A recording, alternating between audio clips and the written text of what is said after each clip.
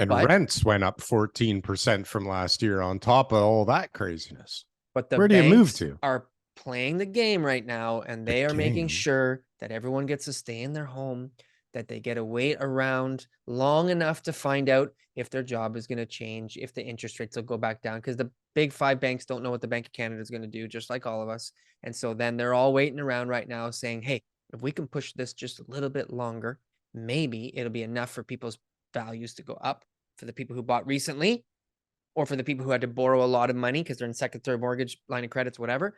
And then they'll have an option to cash out. Because this week we had... We're on the same page for once, TK. What day is it? Today's Friday. So Wednesday night, we had 3 offer nights. 20 offers, 300,000 over asking. 12 offers, 200,000 over asking. 2 offers, 100,000 over asking. Your listing? Mine was the third one. But my partners on the other 2. Our team. Okay. Yeah. So, but I wouldn't have organized 3 offer nights on the same night. No, but did you price them? Were they priced all of them properly? Were priced crazy low? All of them were priced attractively. Attractively, well dressed. What does this mean? Attractively. Okay, one of them for sure, because I studied it. We all had a mock CMA. So this is all the agents on our team. 40 agents sat around and said, what do we think this property is worth in Pickering? So we all did up our little things, and we had numbers between 1.1 and 1.4. I don't know. But most people agreed at the end that the price of the home was close to 1.3. Okay, and based on comps. 1.4. So we said, all right, where do we price it at? And we came up with a decision that pricing it at 1.2 would be the right thing. And the agent decided to take that advice and price it at 1.2 after dozens of showings for a valuation 20 of offers, 1.3. And yes, thinking and sold for let's how be a much? little bit more attractive, 1.5. The price is 1.3. Agreed on 1.2. Went for 1.5. Went for 1.5. Okay. What is it compared to peak, TK? Peak. You know what? I would say peak prices. It's Are they back? Below peak prices. price. Yeah. Below. Peak How prices. far below? I would say that house peak prices would have been 1.6-ish. Ooh. Yeah. So that's what, down 7% or something like that? Peak was crazy. Yeah, whatever that is. So, but what does that mean? We're down 7, 8, 6% from peak? 10? Yeah, I mean, again, every area is different. There are areas where peak pricing. Look, I'm seeing. Is this nice areas? What is this? Good house, this is a nice small house, shit house. This is a nice part of Pickering. Very nice detached 2-story 4-bedroom house. 20-something. Pickering? Is that what you just said? Pickering's a great area. Pickering. 1.6 in Pickering. 1.5. 300 over asking. Yeah. 1.6.5. What? No, 1.5. What? 1.6 was peak pricing. Right. That's crazy. We're back to 1.5 in Pickering. That's crazy. Yeah. Holy shit. Okay. So what I'm trying to get at, which I don't even know what I'm trying to get at. What are you trying to try to just get at? Sum this up. What are we really talking quickly. about right now? Okay. That people out there right now are buying houses again like crazy, and that there's a huge demand. And what we're seeing mostly is the lower price points. So the under $1 million is just crazy, which is mostly in Durham region. That's obviously what it is. Then you've got obviously in the Vaughan areas, the areas where people are like high value type of properties where a lot of people want to be. So the 1.5s to the, 1.2s to the 2 millions, also really crazy. Really crazy. Who?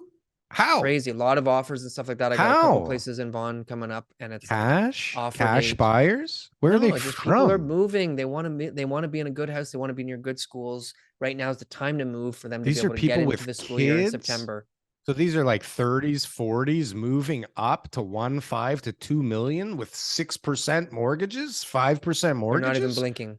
Not even blinking. They're not even blinking. What kind of field of work? What do they do for a living, TK? You know what? They're selling their home because it's a move-up home. So they're going to be getting good money for their home. They bought 10 years ago. They've realized that the confidence is back. So when I go to sell my home, I know I'm going to do really well. So I don't mind paying too much over there, because if I get X for my home, it means my down payment's going to be a lot bigger, which means that I don't have to take on as much mortgage. And everybody thinks that these mortgage rates aren't staying high for long. Not staying high for long. What's bringing them down? Everybody's saying that, you know why they think that it's going to come down, Darryl? Hold on, though. You were touching on a good point before first. Okay, well, let me just finish this one first. Yeah. And I'll go back. Yeah. Okay. You know why everyone thinks rates are going to go down?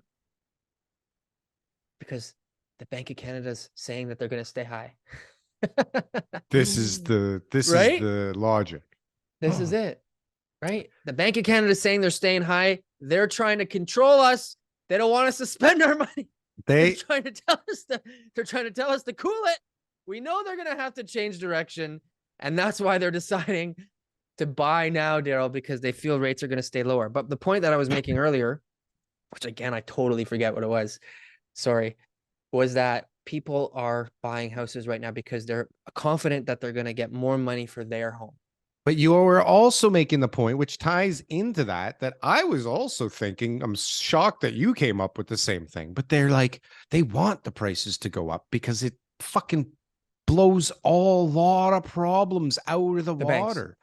Refinances, it helps, right? That was like many points ago. Renew, but I know, but like the fact that you thought that they might be thinking of that, I'm pleasantly come a long way surprised. since we started this show. Come a long way, baby. I've come a long way. But I was thinking the same thing, that like this has to be part of the solution. But like, listen, it seems like from Tiff Macklem's statements that it's like, look, this guy's a general and he's at war with inflation and he's willing to, you know, sacrifice a few people. There will be casualties in this war, TK, but we're going to help you out. We're going to inflate prices. We're dropping money again from the sky. We have a war right now between who? Bank of Canada and? I don't have a fucking clue what's going on. Who?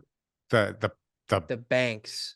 The people that bought in the last couple of years. The banks. Bank of Canada and the banks, because the banks are going down like a ton of bricks right now. The banks all over the world. If right, exactly. The banks will suffer if these rates remain high for too long. And so the banks are saying, okay, let's see what kind of rules we can use here to be able to navigate this, because we don't control the overnight rate. The Fed just raised their rates by 0.25% in the States, their key interest rate. So they're just going to constantly compensate. They're going to say, let's how do we pump this market up? I got to find the video. The minute rates went up, I started saying 50-year amortizations. Do you remember that? I was like, they have to extend amortizations. People are tapped out already. How do you? Yeah. So hold on. You're saying you got like locally grown Ontarians buying houses from 1.5 to 2 million as step-up homes. Yeah. Because the house they bought in the last decade has catapulted in value, and their confidence in borrowing more for something bigger, and the fact that they think they can sell their house again for the number they need to make this work, that environment is back? Yes. Just with a straight face like that? Yes.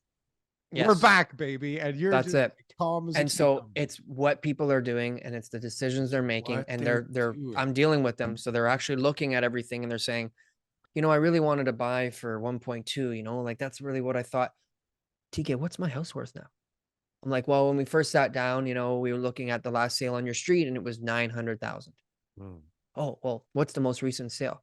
$1,050,000. So do you think because we have those renovations, we might be able to get 1.1? It's possible, but maybe we should use we just have that discussion. Didn't I just call you and have like the same? I'm having these all the time. So but this is an example, right? So let's use $1,050,000 just to be sure and conservative. So then that way, when we make our decision, if we get more after we sell, then it's money in your pocket, right? Example. What price are you using? You know how I was going to spend 1.2? Well, now you know what? Why don't we go to 135? Let's go, baby. Let's bid it up, because they have that ability, because nobody cares what price they pay when you're buying from one house to another. Nobody cares. You're buying and selling in the same market. They care about their monthly payment. That's the only thing they're thinking about.